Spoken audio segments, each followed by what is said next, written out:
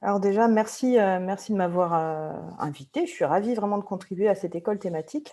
Donc, comme vous venez de le dire, moi, je vais plus me concentrer sur l'open data et vraiment dans la perspective euh, des données en géosciences, astronomie, astrophysique. Donc, je vais déjà faire un petit état de l'art, des rappels, et après, vraiment les challenges actuels auxquels on fait face. Alors, Élise l'a très, très bien montré. Sa présentation était très riche et très bien structurée. L'open science, alors il y a différents piliers. Donc là, j'ai juste fait un résumé. C'est très, très condensé, hein. Donc, l'open access, que je ne vais pas aborder. Il y a l'open source et l'open data. C'est véritablement là le cœur de ma présentation. Donc, dans open data, il y a open. Donc, il y a la notion de, en anglais, usability, donc facilité d'utilisation. Et évidemment, il y a data, et les données, c'est pour quelque chose. Là, juste une définition, et il y en existe des milliers, évidemment.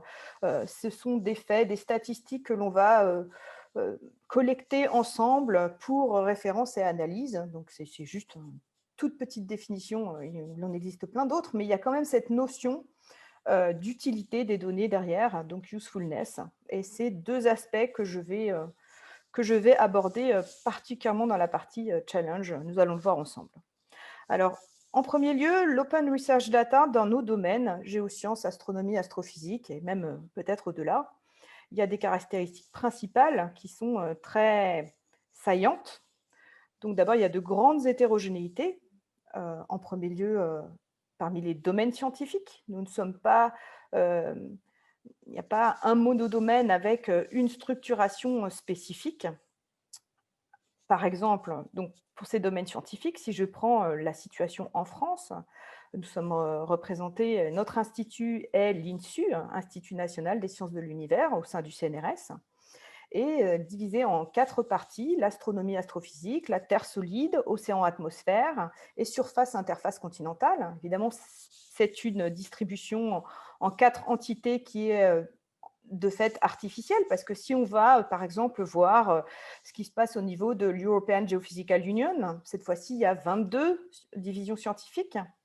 Donc, je ne vais pas toutes les détailler ici, mais on voit que c'est beaucoup plus riche et c'est beaucoup plus spécifique. Donc, de toute façon, les données ouvertes de la recherche sont thématiques. Il y a vraiment une grande hétérogénéité des domaines scientifiques. Ensuite, il y a une grande hétérogénéité de par leurs origines. Évidemment, on peut avoir des observations in situ, comme ce qui est représenté ici sur votre droite. Par exemple, la troisième image est un observatoire magnétique en Terre Adélie, donc une mesure continue à la surface de la Terre. C'est ce qu'on appelle les données in situ. Mais il y a aussi des observations lors de campagnes marines, une représentation ici en haut du Marion Dufresne, un bateau océanographique, un navire océanographique, pardon. Des mesures faites évidemment avec des satellites. Je vous ai mis ici Sentinelle-1 par exemple, mais il y a également quelque chose qui prend de plus en plus d'importance du fait évidemment de nos capacités de calcul de plus en plus étendues. Ce sont toutes les données que nous appelons in silico, qui font partie intégrante des données à présent, des données de la recherche et des données qui se doivent d'être ouvertes par exemple. Donc les données de modèles et de simulation. Alors j'ai représenté plusieurs ici, mais je vais juste souligner un petit cocorico à l'IPGP avec juste une modélisation ici de Géodynamo de la part de Monsieur Julien Aubert, hein, tout en bas à droite, hein, la représentation.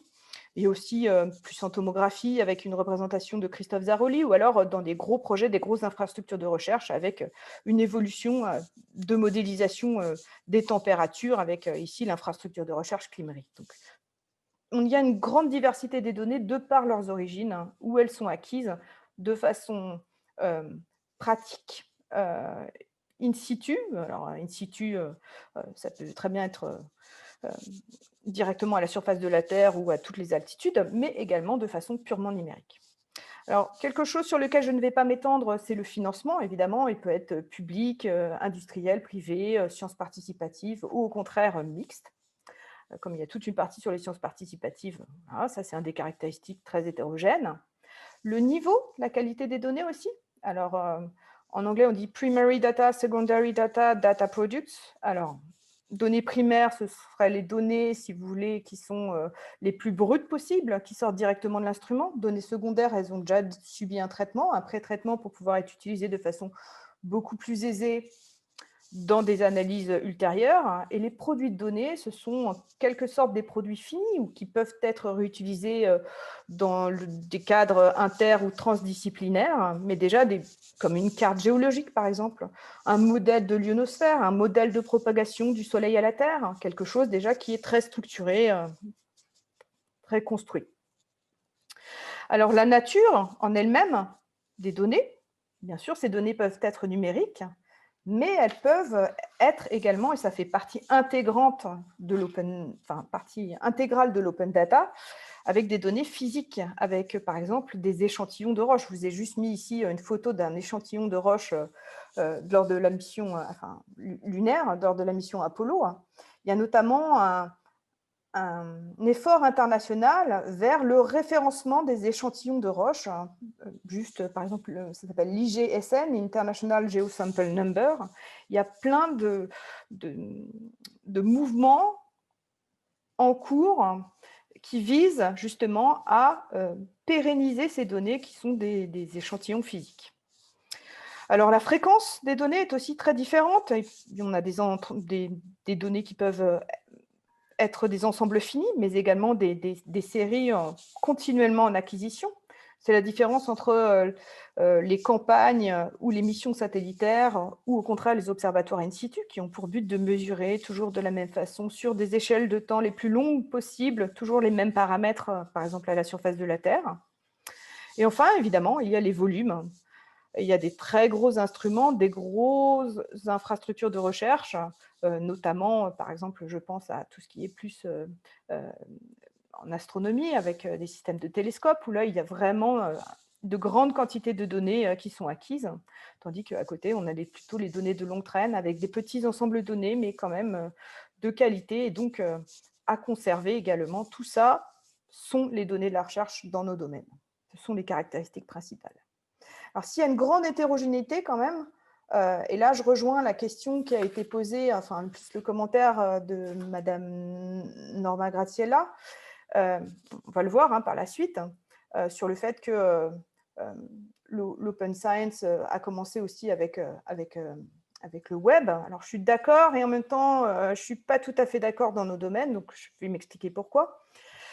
Dans nos domaines, donc sciences de la Terre et de l'univers, géosciences, astronomie, astrophysique, enfin, quel que soit le terme et le périmètre qu'on lui voit, il y a quand même de grandes similarités. Déjà, c'est les mêmes objets que nous observons, donc que ce soit la Terre, les planètes, l'univers, il y a quand même des domaines scientifiques très, très différents, mais des objets communs que nous observons de différentes façons, et on va essayer de décrire ces objets et de pouvoir les modéliser et faire de la science avec de la façon la plus complète possible. Donc, dans tous nos domaines, les données sont véritablement au cœur de la recherche, des pratiques et des applications scientifiques. Sans données au départ, nous ne pouvons pas décrire les objets que nous observons, et évidemment, on est très, très différent par là des sciences humaines et sociales, de la philosophie, ou voilà, même s'il y a des données également, c'est quand même très différent. Alors, il y a également une grande similarité, c'est que nous avons véritablement la culture du partage des données, même si ce n'était pas formalisé de façon, et que Internet a fait exploser les choses, évidemment, le web. Nous avons quand même la culture d'une observation globale et continue.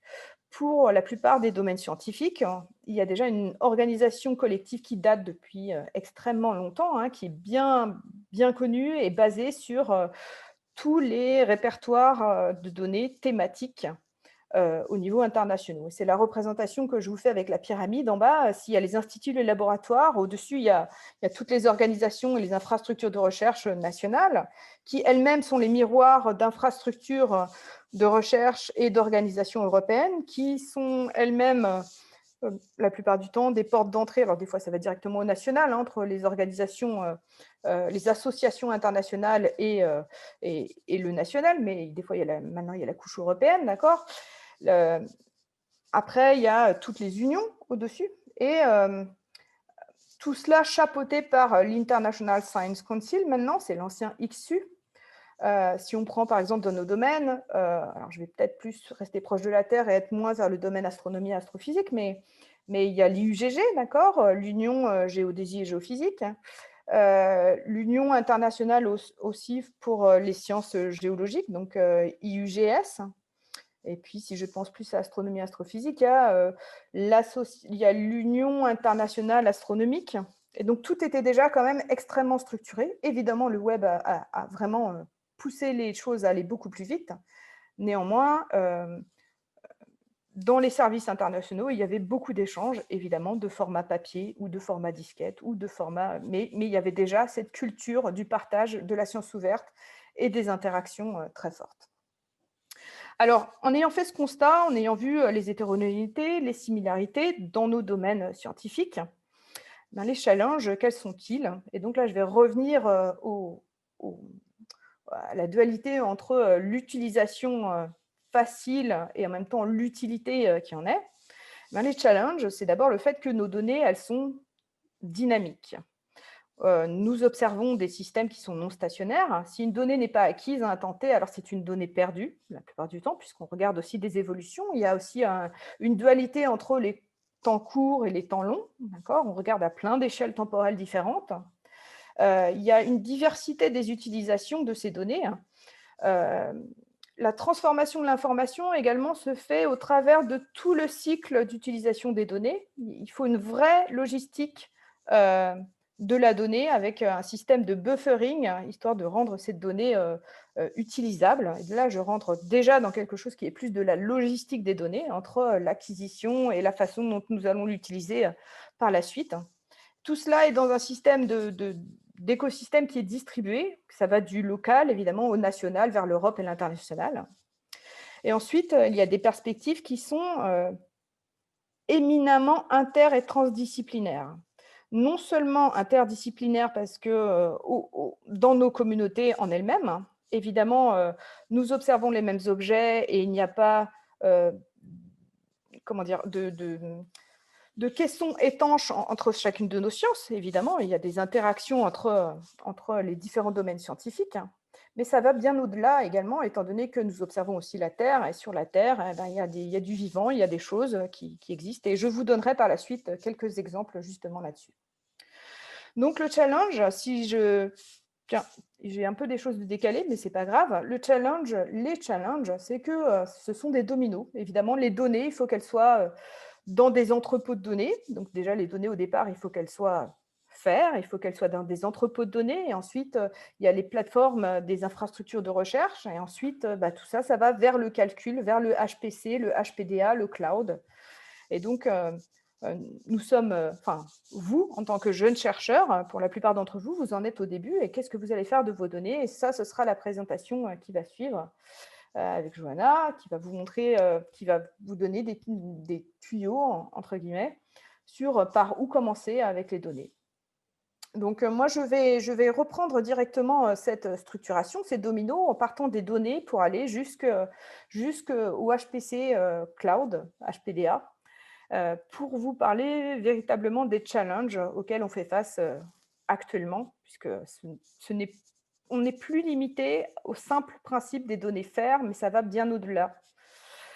Alors, si je reviens vraiment au principe des données fer, donc on va commencer par le début. Les données, elles sont dans des entrepôts de données la plupart du temps. Dans nos domaines, elles sont dans des entrepôts de données thématiques. Si ces entrepôts de données ce ne sont pas justement thématiques et sont un peu des fourre-tout, cela devient extrêmement compliqué pour tout ce qui est suivi de ces données. Pour tout le data management au jour le jour, la curation des données. Il y a des entrepôts de données qui existent et qui vous fournissent directement un DOI, par exemple, sur n'importe quel ensemble de données que vous pourriez mettre dessus. Néanmoins, il faut être très vigilant sur le fait que ces entrepôts de données, bien souvent, il y en a un en particulier auquel je pense, que je ne citerai pas, ces entrepôts de données sont plus pour avoir un DOI sur des documents qui sont des points d'étape dans des projets, par exemple, pour prendre note, pour avoir une référence sur un document PDF, et pas tellement pour, lorsque vous publiez, évidemment, avoir tout de suite un DOI sur un ensemble de données. Donc, il faut anticiper, et en tant que jeune chercheur, bien souvent, il y a des fois, c'est compliqué, on ne sait pas où mettre les données, et là, vraiment, c'est un cri du cœur, allez plutôt vers les entrepôts thématiques, s'il vous plaît. Donc, on voit ici les objets digitaux. Là, pour le coup, je laisse un peu les données physiques. Et donc, les données sont faites dans des entrepôts qui doivent être trust, ce sont des termes que je vais expliciter par la suite, et au sein d'une communauté care. Parce que si on connaît bien l'acronyme FAIR, on connaît beaucoup moins les acronymes trust et care. Je vais les expliciter à présent. Donc, les données FAIR, je vais passer très, très rapidement dessus. Même Élise l'a déjà évoqué et sans doute que Johanna, derrière, va en reparler. Donc, findable, accessible, interoperable, reusable. Donc, ça, c'est très bien. Ça couvre tout le cycle de vie des données. Néanmoins, des données FAIR qui ne seraient pas dans un entrepôt trust, eh bien, elles auraient beaucoup moins de valeur et elles seraient beaucoup plus difficiles, justement, à être FAIR. Et il faut véritablement qu'il y ait une confiance dans ceux qui vont gérer les données et à qui on va les confier. Donc, trust, donc, je vais juste évoquer l'acronyme, c'est Transparency, Responsibility, User Community, Sustainability, Technology. Alors, le principe trust, il a émergé face au fait que tout le monde voulait forcément avoir des données FAIR, mais ne les mettait pas nécessairement dans des entrepôts qui permettaient justement de trouver facilement ces données. Et donc, le FAIR était un peu réduit. Et aussi également car la communauté voulait aussi aller vers une transparence totale du management de ces données et de comment a été réglé ces entrepôts justement pour essayer d'éviter, je pense aussi en partie, éviter d'avoir quelque chose qui soit très professionnalisé et qui soit uniquement pris en main par des entreprises privées et donc avoir quelque chose un principe qui pousse vers une transparence totale. Donc, quand je parle de transparence ici, c'est aussi la responsabilité, c'est les plans de conservation, c'est si la responsabilité d'une base de données est évoquée, alors en cas de problème, quel qu'il soit, inondation, hacking, etc., quels sont les processus mis en place? Y a-t-il le soutien d'experts? Donc, le principe Trust aussi, il s'appuie sur les certifications qui ont été mises en place. Donc, la labellisation de Regular Member du World Data Center, qui lui est vraiment tourné, tous sont tournés vers des labellisations et des certifications d'entrepôts thématiques. Car là encore, j'insiste, mais l'entrepôt thématique est quelque chose de très important, afin qu'il y ait des professionnels derrière qui connaissent ce que doivent contenir les données et qui puissent en assurer la qualité et le maintien dans des bonnes conditions FAIR, justement. Alors, le principe CARE, lui, est plus tourné vers les décideurs, plus sur les aspects politiques, en fait, de la donnée. Donc, la communauté doit être bienveillante et évidemment, des données qui ont été acquises sur un territoire et au cœur d'une population, eh bien, doivent être rendues accessibles également aux personnes sur ce territoire et pour cette population. Donc, l'acronyme, là, veut dire Collective Benefit, Authority to Control, Responsibility et éthique. Évidemment, l'éthique qui rentre en ligne de compte. Donc, des données FAIR dans des entrepôts trust au sein d'une communauté care. Alors, si des entrepôts existent et que ces entrepôts sont thématiques, là, je vais vous montrer des exemples en France. Donc là, de plateformes thématiques qui vont collecter toutes les métadonnées de centres de données qui, eux, gèrent la donnée au jour le jour, mais qui vont pouvoir rendre disponible cette donnée et proposer des plateformes de services associées directement à ces données. Alors, il y a un exemple en France qui est très mature, c'est une infrastructure de recherche, une plateforme de services nationale et même internationale. Il y aura une présentation d'ailleurs, il y a plusieurs présentations qui font appel et qui seront en lien direct le 15 décembre sur ce qui se passe au niveau du CDS, donc Centre de données astronomiques de Strasbourg. Donc, c'est l'exemple que je vous propose, et c'est l'exemple français de l'infrastructure de recherche en astronomie et astrophysique. Alors, le CDS offre des services et des outils. En dessous, il y a plusieurs centres de données, donc toutes les données sont, tout ce qui est exposé, ce sont des données multisources. Il y a l'intégration, l'agrégation d'énormément de projets et l'implication dès le départ dans une structuration qui va vers l'international et vers l'européen. notamment avec, bon, c'est juste un exemple, hein, parce qu'il y en a d'autres, avec l'implication dans l'IVOA, donc un format de données Virtual Observatory pour toutes les données astronomie, astrophysique. Je crois que vous avez une présentation de Virgo demain, par exemple, donc aussi qui fait attrait directement au CDS. Alors, l'autre plateforme thématique qui est là, si je reprends la structuration de l'INSU, donc d'un côté, on a astronomie, astrophysique, et après, on a plutôt les autres domaines qui sont rassemblés ensemble pour l'observation du système Terre. Là aussi, je vais aller très rapidement, car il y a une présentation de Frédéric Huynh demain à 16 h. Donc, si le CDS était une structuration mature, donc là, c'est l'exemple français, cette structuration ici, là, de Dataterra, qui est aussi une infrastructure de recherche, une plateforme de services nationale, mais inter-agence cette fois-ci, qui couvre énormément enfin, il y a beaucoup d'organismes impliqués. Là, il y a 4 pôles au sein de cette infrastructure de recherche. Donc, il y a Audatis, plutôt, qui est résolument tourné vers l'océan, Formater vers la Terre solide, Aeris vers l'atmosphère, Theia vers surface interface continentale. De la même façon que pour le CDS, il y a des services transverses pour la découverte, l'accès et la gestion des données en dessous, au moins pour l'accès et la découverte. Tout est basé sur des centres de données qui sont multisources, avec des produits très variés, très étendus, domaine par domaine, l'intégration, l'agrégation à des projets et la participation avec la construction, par exemple, de piliers au sein de EOSC, donc de la construction de l'espace des infrastructures de recherche internationales et surtout européennes. Donc, nous avions les entrepôts de données, il y a les plateformes thématiques qui permettent la découverte de toutes les données des entrepôts derrière qui hébergent véritablement la donnée, l'exposition de ces données avec tous les services associés, même s'il peut y avoir des services dans le sein des entrepôts. Et nous pouvons aller jusqu'aux moyens de calcul, donc les modèles, simulations, analyse de données, vers le HPC et le HPDA. Alors, je l'ai déjà dit au départ, en parlant des hétérogénéités, les données in silico, donc qui sont produites au sein de systèmes de calcul, les modèles, les librairies, alors les codes, les workflows, ce sont maintenant véritablement une part intégrale des données de la recherche. Le HPC, en fait, devient un nœud de l'écosystème des données, mais ce HPC, pour qu'il soit utilisé de façon intelligente, il a besoin d'une logistique des données, donc une transmission de l'information des entrepôts de données vers les HPC et le calcul, une transmission de l'information intelligente. Grosso modo, il faut que les tuyaux qui transportent les données, ils soient de taille suffisante et qu'en même temps, les données, elles puissent être, bien sûr, interopérables les unes avec les autres pour pouvoir aller directement aussi vers le HPC, HPDA.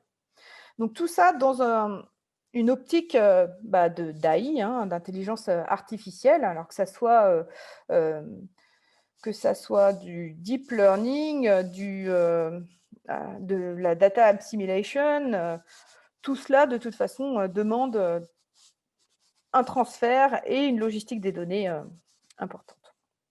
Donc, pour la convergence HPC, HPDA, donc HPC, c'est High Performance Computing et HPDA, c'est High Performance Data Analysis. Alors, il y a une convergence, ce n'est pas la même chose, parce que d'un côté, on compute et de l'autre côté, on va faire de l'analyse de données. Donc, des fois, étant donné que les données qui arrivent sont avec des volumes absolument gigantesques, il y a besoin de pré-traitement.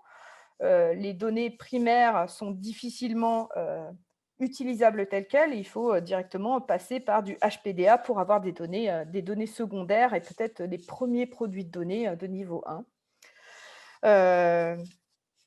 Alors, évidemment, l'open science et les services associés, que ça soit au sein des plateformes de services ou même au sein de certains entrepôts de données, il y a de plus en plus de produits à la demande et des distributions d'objets digitaux qui sont directement commandés par les utilisateurs. Et donc, tout ça fait que cet écosystème global entre les données, les plateformes de découverte avec tous les outils associés et les systèmes de calcul HPC, HPDA doivent présenter une architecture structurée.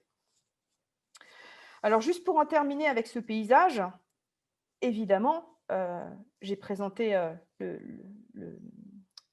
le CDS et Dataterra, rapidement juste pour un focus au niveau français. Néanmoins, il y a, et vous allez le voir d'ailleurs dans les présentations qui suivront les autres jours, puisque vous avez par exemple une présentation du projet Escape, il y a un paysage, un écosystème international des données de la recherche, avec des miroirs en France. D'ailleurs, des fois, les structurations françaises étaient évidemment faites avant la structuration européenne ou vice-versa. D'accord. Il y a la production de données à un niveau international. Alors là, on a juste mis, j'ai juste mis des exemples. Si je prends par exemple un projet qui me tient à cœur, EPOS, pour les données terre solide, il y a une intégration ensuite de cette couche de projets ESFRI ou d'ERIC, de projets majeurs, vers des outils de logistique de la donnée pour aller vers des structures internationales. Et par exemple, Élise vous a déjà parlé de EOSC. Il y a un des piliers de EOSC qui s'appelle FIDIAS, dans lequel la France est très impliquée. Il y a le le programme de recherche sur le climat, ESCAPE, qui est plus vers l'astronomie, astrophysique, que vous verrez demain. Donc, cette structuration, d'abord, les données, intégration des outils plutôt de logistique de la donnée, ensuite pour aller vers des grands projets européens scientifiques d'interopérabilité. Alors là, j'en ai fini avec juste les challenges. Donc, les challenges, on voit bien qu'il y a déjà un aspect logistique sur la logistique de la donnée, le fait que tous les dominos doivent être à un niveau suffisant pour pouvoir aller jusqu'au calcul et pour ne pas mettre de sable dans le rouage et que ça soit le plus fluide possible. Et tout ça, pourquoi? Pour aller vers l'inter et la transdisciplinarité. Alors là, je suis un peu partiale parce que je vais vous présenter des exemples que je connais. Il y en a une multitude d'autres. Et ces études que je vais vous présenter sont seulement des exemples. Je suis persuadée que s'il y avait eu une plus grande interopérabilité, eh ben, ce type d'études en fait foisonnerait. Donc, c'est juste pour vous donner un peu first flavor de ce qui peut être fait justement avec l'open data dans tous les domaines des géosciences, de l'astronomie, de l'astrophysique. Donc, premier exemple, juste à la jonction entre astronomie, astrophysique, sciences de l'atmosphère, sciences de la Terre solide. Juste un plot sur l'étude d'un événement solaire du Soleil à la Terre. Alors, si on a des données ici, donc plutôt le graphe de droite, l'image de gauche, c'est juste une simple image artistique, sur l'observation de la propagation d'un événement du Soleil à la Terre. Eh bien, si on regarde, par exemple, avec les satellites ACE, ce qui se passe au point de Lagrange en L1, eh bien, on va aussi regarder et pouvoir ce qui se passe à la surface de la Terre. Ici, le dernier graphe que l'on voit en bas de la page, c'est l'indice géomagnétique DST qui est produit à partir de données d'observatoires magnétiques à la surface de la Terre.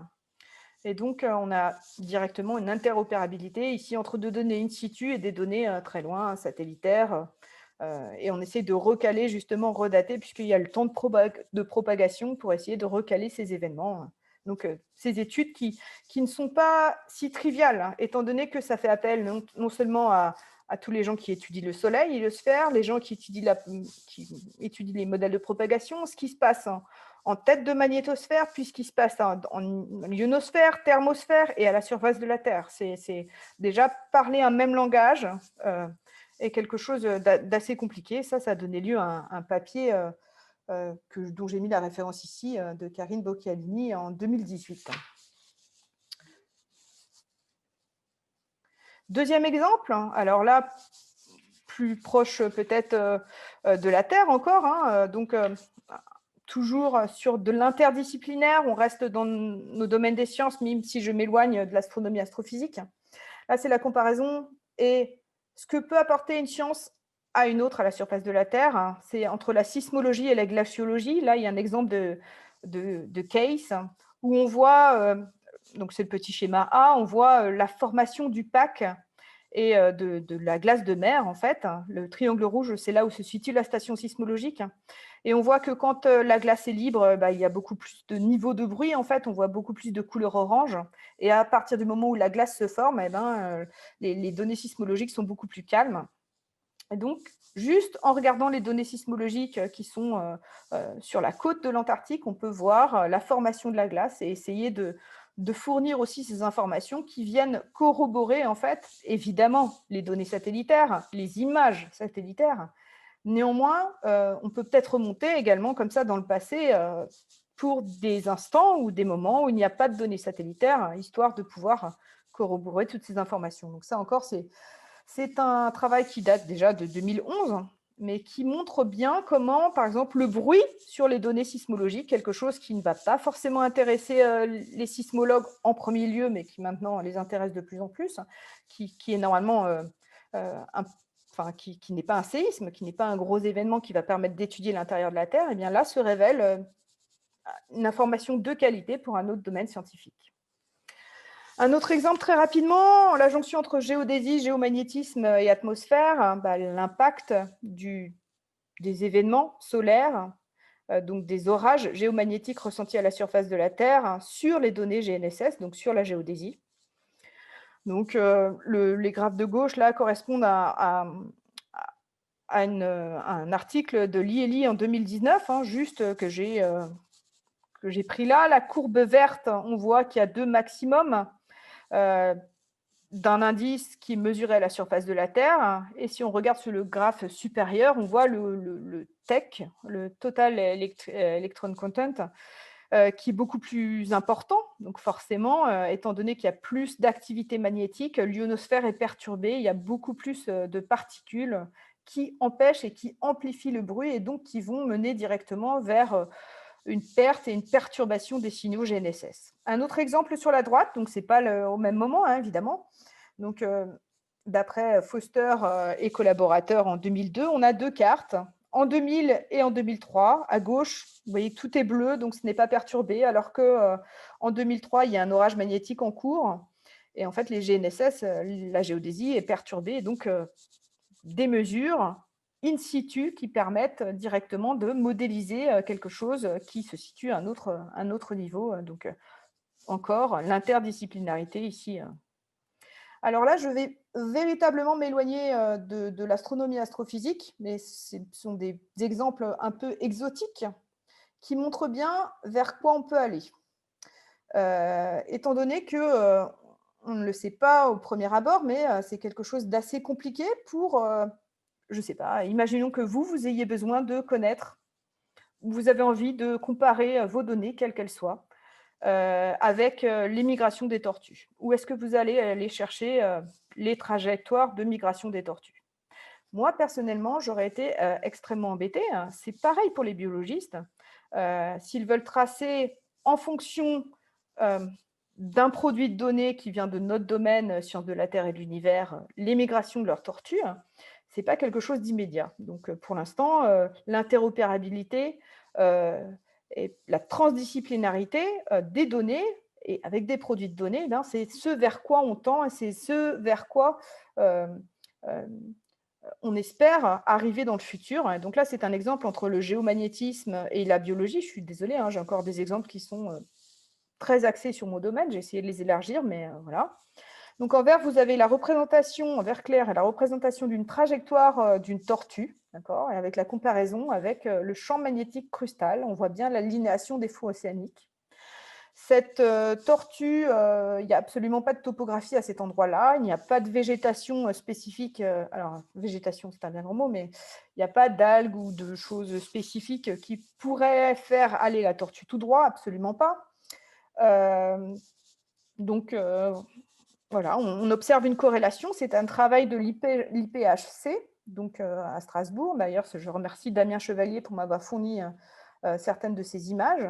Et cette comparaison, pour l'instant, on a juste cette image, mais ça peut bien augurer du futur pour essayer de pouvoir comparer et de voir est-ce que la migration des tortues, ces tortues se dirigent d'après le champ magnétique crustal. Voilà, il y a plein de questions qui sont ouvertes et qui arrivent. Un autre exemple, sur cette fois-ci un animal beaucoup, beaucoup plus petit, parce que là, si c'est des tortues qui font déjà une certaine taille, qui sont non négligeable, nous allons aller sur le monde du tout petit ici, de l'ordre de quelques millimètres, avec plus un travail en laboratoire. Là encore, je remercie un autre biologiste, Monsieur Hervé Cadiou, pour m'avoir fourni ces graphes. Là, on est à la jonction entre géomagnétisme et biologie. C'est plus sur la magnétoréception. Que se passe-t-il au niveau de ces organismes qui sont extrêmement petits lorsqu'on essaye de regarder leur déplacement en champ contrôlé. Voilà, donc directement sur l'interopérabilité des données, comment à partir d'un modèle de champ magnétique principal qui peut être fourni directement qui est un produit de données qui est utilisé de façon internationale, c'est ce qu'on appelle l'International Geomagnetic Reference Field, comment même les biologistes, pour essayer de modéliser dans des laboratoires le champ magnétique qui existe entre un certain lieu en Europe, dans l'hémisphère nord, et par exemple en Australie, dans l'hémisphère sud, pour imposer ce champ et voir comment leur modèle biologique se déplace dans un champ magnétique qui correspond à un lieu géographique éloigné. Donc, voilà. Donc, je crois que c'était mon dernier exemple. Alors, je n'ai aucune idée de là où j'en suis au niveau du temps, pardon. Merci beaucoup. Merci beaucoup, Aude, c'était très intéressant. Est-ce qu'il y a des questions? Moi, j'ai une petite question naïve, peut-être, je vais en profiter. Enfin, naïve, je ne sais pas si elle est naïve, mais alors c'est sûr, on a vu dans les quelques exemples, et bon, je pense aussi à pas mal d'exemples en astrophysique, que le partage des données sur ces plateformes ouvre des perspectives très enthousiasmantes, faire des choses très, très, très intéressantes. Mais alors, je me demandais si est-ce que ça remet un peu en question, on va dire, l'organisation de la recherche, parce que c'est un travail colossal d'entretenir ces données, de les mettre ensemble, de les rendre accessibles. Et du coup, qui fait ça? J'imagine les chercheurs, mais dans un système où par exemple, les jeunes chercheurs ont souvent des contrats courts avec une pression à la publication. Il y a tout un travail là de fond pour la communauté qui doit se faire, et j'imagine qu'il va falloir que les agences de financement soient en train de réfléchir à la façon dont on peut organiser ça dans l'avenir. Alors, il y a plusieurs aspects à votre question, en fait. Il y a plusieurs réponses possibles. En premier lieu, à partir du moment où il y a un appel sur projet et qu'on soumet un projet, il y a des recommandations comme quoi, pour le data management des données, la mise en entrepôt thématique, il y a une part du budget qui doit être allouée à ça. Ça, c'est en premier lieu. Ensuite, il n'y a pas que les chercheurs qui vont gérer les données. Il y a aussi alors, les gens impliqués dans le projet. Donc, ça peut très bien être les étudiants, les postdocs, mais également des ITA. Donc, tout ce qui est data management, data analyst, data scientist, data manager, data curator. Enfin, il y a une multiplicité de noms pour une multiplicité de choses à faire tout au long du cycle de vie des données pour avoir des entrepôts trust. Ce qui se passe, c'est que ça peut effectivement apparaître comme du travail en plus, alors qu'on n'a pas le temps. Donc, c'est aussi pour ça que certains utilisent des plateformes qui sont des entrepôts non thématiques. Et ça je le comprends parfaitement. Quand on doit publier un papier pour pouvoir défendre sa thèse, ou alors avoir des financements pour peut-être une prolongation d'un postdoc et qu'il faut publier, qu'on ne sait pas où mettre les données et qu'on doit aller très vite, c'est tout à fait compréhensible. Par contre, c'est quelque chose qui, normalement, doit s'anticiper. C'est un travail qui, normalement, doit se faire au long cours. Et donc, il y a quand même un changement, un glissement aussi des actions à mener lorsqu'on doit déposer un jeu de données dans un entrepôt ou préparer son dépôt.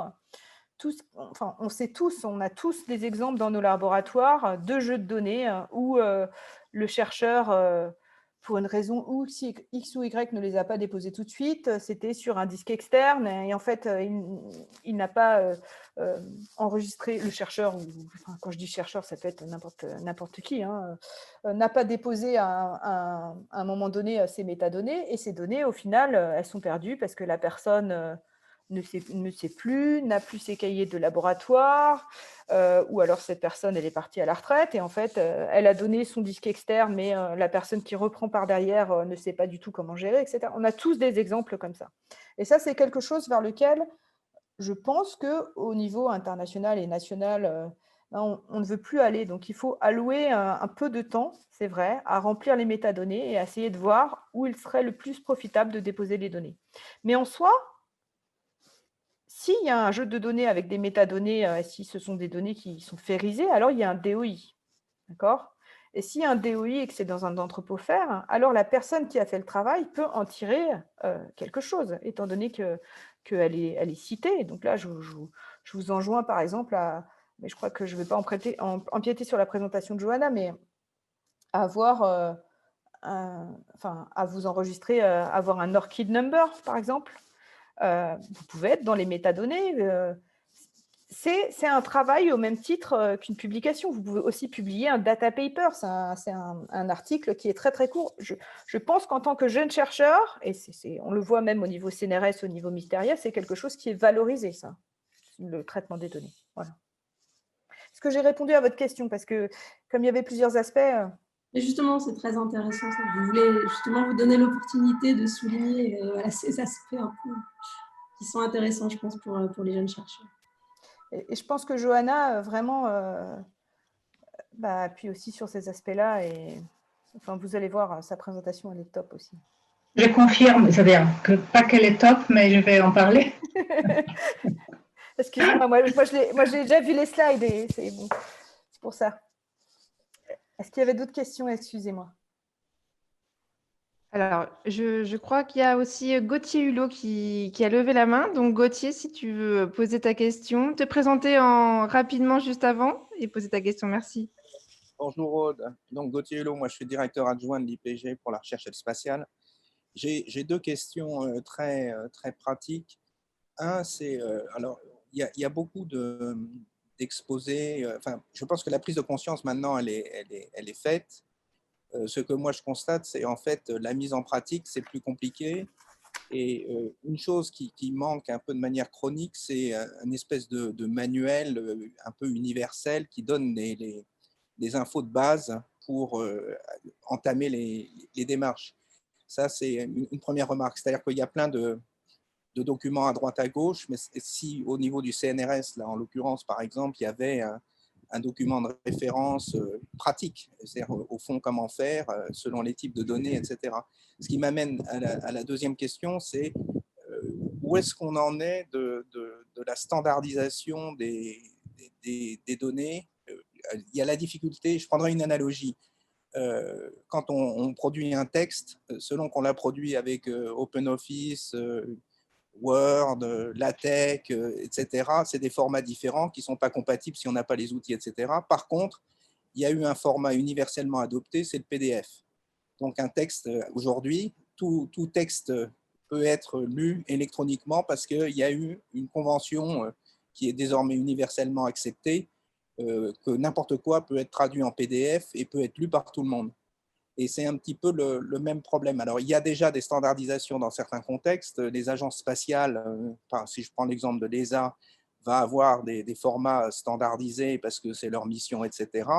La NASA va avoir ces formats aussi qui, en général, elles sont compatibles entre elles, quoique ce n'est pas forcément exactement les mêmes formats. Le CNES aussi, mais quand on va vouloir croiser des informations qui proviennent des biologistes, des machins, etc., c'est un chantier énorme. Donc là, je ne suis pas en train de dire que j'attends que la réponse soit simple, mais où est-ce qu'on en est sur cette question cruciale? Parce qu'avant d'engager les chercheurs, on peut stocker dans l'état natif produit, dans la logique de la production des données, mais après, pour pouvoir véritablement faire ce que tu as illustré avec les quelques exemples que tu as donnés, si on veut que ça soit universel, il faudrait quelque chose qui soit vraiment pratique. Alors évidemment, c'est un gros défi, et je pense que c'est le défi central, mais où est-ce qu'on en est sur cette question-là? Alors Gauthier, tu avais 2 questions. Je vais commencer par ta première question. Le manuel universel pour entamer les démarches sur la science ouverte et sur comment mettre les données, etc. Alors, tu parles d'un document qui serait CNRS. Il y a déjà des choses qui existent au COSO, d'accord ? Il y a déjà des choses qui existent avec la Research Data Alliance. Il y a déjà des choses qui existent. Donc, du point de vue purement CNRS ou dans notre domaine INSU, il n'est pas prévu de faire un manuel pour faire un manuel, étant donné qu'il y a des choses qui sont très bien construites et déjà très bien faites. C'est aussi l'objet de la présentation. À ce moment-là, recommander. Non, simplement à ce moment-là, donner la liste des manuels recommandés, des choses comme ça. Je m'imagine, jeune chercheur, je voudrais savoir par quel bout attraper la question. Et d'ailleurs, moins jeune chercheur. OK. Mais c'est quelque chose qui est régulièrement transmis aussi aux correspondants. Alors, à une époque, on appelait ça CIST, donc aux correspondants IST, information, sciences et techniques. Donc, je ne sais pas, par exemple, dans ton laboratoire à l'IPGP, à l'IPGP, qui est le référent là-dessus, mais bon, voilà. C'est aussi l'objet un peu de donner des tuyaux comme ça, et je t'enjoins à vraiment rester en ligne pour la présentation de Johanna juste derrière. Sinon, tu donnais l'analogie des PDF avec texte, OpenOffice, Word, LaTeX. Bah justement, il y a le PDF. Et ton analogie sur les types de données, les formats des données pour avoir un format universel, c'est extrêmement compliqué d'avoir un format universel parce qu'il y a des données qui sont géographiques, il y a des données qui sont temporelles, il y a des images.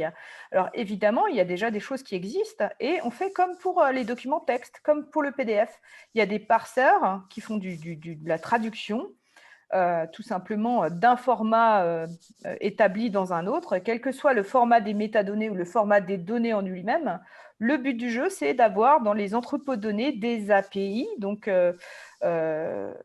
Automatic Protocol Interface, je crois. Enfin, moi, j'utilise tellement l'acronyme API que je ne sais plus exactement à quoi ça correspond, mais des petits modules qui permettent à ce moment-là aux plateformes thématiques comme le CDS ou Dataterra, directement de pouvoir avoir accès, non seulement faire du harvesting, donc du moissonnage des métadonnées, et savoir exactement ce qui se passe et ce qu'il y a au sein de chaque entrepôt de données en dessous, enfin en dessous, même si ce n'est pas en dessous, hein, c'est aussi, tout est collaboratif, là-dedans, il n'y a pas une hiérarchie établie, hein, mais qui permet aussi de pouvoir traduire directement les formats de données. Donc, le but, ce n'est pas d'être dictatorial, d'accord, et de dire il faut qu'il y ait tel format de données. C'est très thématique et domaine scientifique dépendant.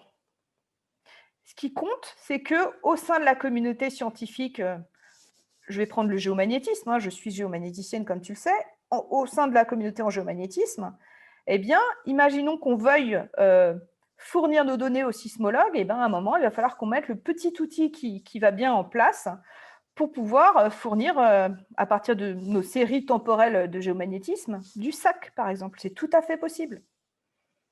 Voilà. Donc, moi, je crois beaucoup aux petits modules de traduction sans imposer du tout un format universel, puisque de toute façon, il ne sera pas adapté. On a trop de domaines scientifiques dépendants et trop de spécificités. Ce qu'il faut, c'est qu'on puisse faire la traduction d'un domaine à l'autre. Voilà. Non, ça, je te suis bien. Sauf que, donc, qui se charge de fabriquer ces modules de traduction ? Ah bah, de toute façon, c'est déjà à partir du moment où quelqu'un gère un entrepôt de données et de services, bah, je ne sais pas, par exemple, dans votre cas, l'IPGP, vous avez peut-être un entrepôt pour des produits de données Swarm, d'accord ? Eh ben, c'est les personnes qui gèrent cet entrepôt, il faut maintenir les choses. Et ce n'est pas un travail en plus, c'est un travail qui devrait déjà, puisque c'est pour mettre la mise à disposition de ces produits de données, c'est quelque chose qui est déjà intégré, normalement.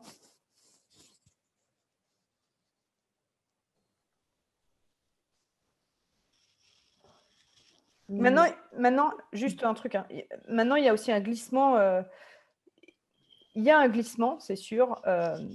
Non pas des responsabilités, mais des profils de poste. Étant donné que ce n'est pas une nouvelle science qui arrive, ce n'est pas une nouvelle façon d'expliquer les choses, c'est juste que les personnes qui travaillaient dans les entrepôts de données se voient face à des demandes des utilisateurs, des instances, des propriétaires des données, etc. Et face auxquelles, au départ, ils ne pensaient peut-être pas que c'était de leur ressort. Voilà, c'est ça le truc. Mais si, ça l'est. Donc, c'est pour ça qu'on fait ces séminaires et c'est pour ça pour que les choses soient positionnées. Mais il existe plein de solutions ouvertes et c'est aussi pour ça que ces séminaires sont importants parce qu'il faut qu'on échange entre domaines scientifiques et pas qu'on réinvente la roue chacun dans notre coin. Voilà. Je ne sais pas si, Claudio, là, je vois que tu as fait un commentaire. Si toi, tu veux, de ton côté, donner ton point de vue. Claudio Satriano. Oui, bonjour à tous. Non, je l'ai déjà donné dans mon commentaire. Je pense que par rapport à ce que tu viens de dire, la vraie question, c'est l'ouverture des formats. Et donc, la bonne documentation des formats, ce qui permet après de développer, comme l'a dit Aude, des couches de traduction d'un format à l'autre. Et Mais voilà, je te rejoins totalement. Oui. Et donc, il faut éviter, par exemple, d'uploader des données, à mon avis, en format Excel ou ces choses comme ça, parce que c'est vrai que c'est des formats que tout le monde sait lire, mais c'est quand même des formats fermés. Et l'analogie avec le PDF que tu as fait, c'est pas tout à fait parfaite, parce que le PDF, c'est un format où on sacrifie la capacité d'éditer le document. Tu sais, on ne peut pas éditer un PDF, sauf en utilisant des logiciels un peu avancés. On sacrifie ça pour la capacité de le lire. Voilà, donc ce n'est pas l'exemple parfait, le PDF, mais je comprends ce que tu voulais dire. Je suis tout à fait d'accord avec toi, Claudio. C'est ce que j'ai voulu dire, mais là, tu le résumes sous un autre format. Et il ne faut pas des formats propriétaires, bien entendu. C'est pour ça que si on demeure thématique, avec le poids de tout le domaine scientifique derrière, bien souvent, on va vers des formats ouverts, historiques, améliorés au fil de l'eau et qui répondent véritablement aux besoins de la communauté et donc qui sont facilement transformables et qu'on peut facilement traduire pour être disponible vers d'autres communautés scientifiques inter- ou transdisciplinaires.